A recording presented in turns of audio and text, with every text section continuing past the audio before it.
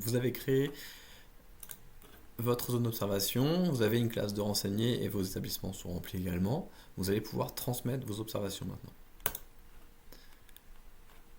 On a créé une zone d'observation oiseaux des jardins, on va donc cliquer dessus. Si jamais vous avez besoin de créer une nouvelle zone, parce qu'en fait c'est pas celle-ci que vous avez choisie, vous pouvez en créer une nouvelle à ce moment-là.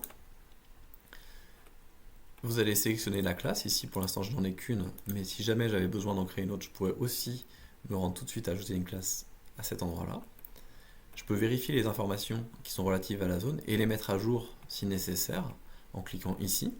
C'est important de les mettre à jour parce que nous on enregistre les observations systématiquement en fonction de si elles sont en lien donc avec la dernière zone qui a été renseignée. Donc là par exemple si jamais j'avais changé au niveau de la zone d'observation la composition en parterre, en pelouse tondue, en par exemple zone de friche, et ben, j'aurais pu changer pour être au plus près de vraiment ce qui se passe au niveau de ma zone d'observation.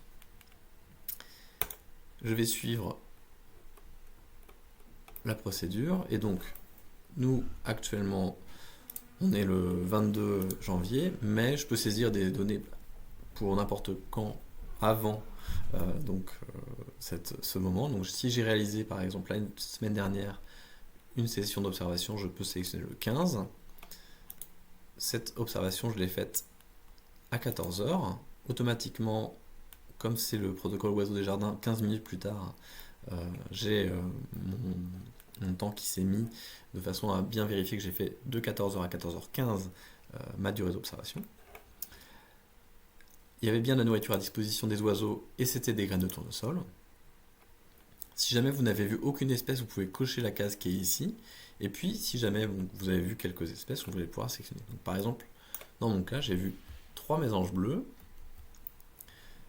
Alors, j'ai cherché un petit peu dans la page. J'ai également vu des perruches à collier. J'en ai vu 2. Et j'ai également vu un rouge-queue noir. Alors, où se trouve-t-il? Si le rouge-queue à fond blanc, je cherche un petit peu dans la page.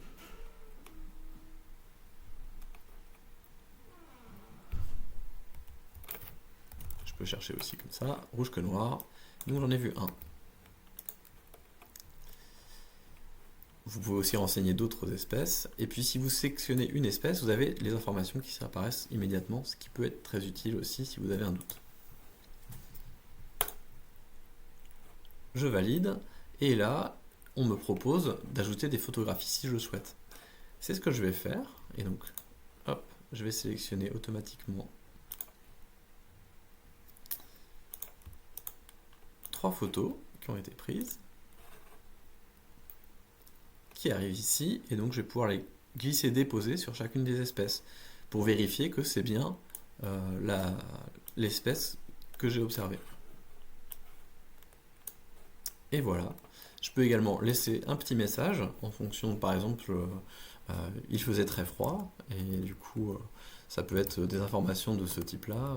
Sinon, ça peut vraiment être quelque chose qui vous semble important de nous transmettre. Donc, il faisait très froid. Vous validez, et les observations étaient transmises. Alors je rappelle que nous on a le droit de saisir des fausses données parce qu'on a la main sur la base de données. Vous, il faut absolument que ce soit des données que vous avez vérifiées.